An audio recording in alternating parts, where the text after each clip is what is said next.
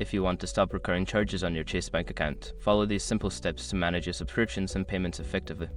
Step 1. Review your transactions. Check your recent bank statements or online account to identify all recurring charges. Make a list of subscriptions or services that you want to cancel. Step 2. Log into your Chase account. Access your Chase online banking account by visiting the Chase website or using the mobile app. Enter your login credentials to access your account dashboard. Step 3. Navigate to account activity. Once logged in, go to the account activity or transactions section. This will allow you to view all your recent transactions, including any recurring payments. Step 4. Identify and cancel subscriptions. Locate the recurring charges you wish to stop.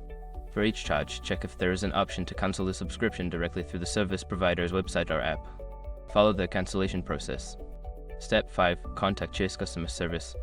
If you cannot cancel a subscription directly or if the charge persists, contact Chase customer service. You can reach them by calling the number on the back of your debit or credit card. Explain your situation, and they can assist you in stopping the recurring charges. By following these steps, you can effectively manage and stop unwanted recurring charges on your Chase bank account. Remember to regularly review your transactions to avoid future issues.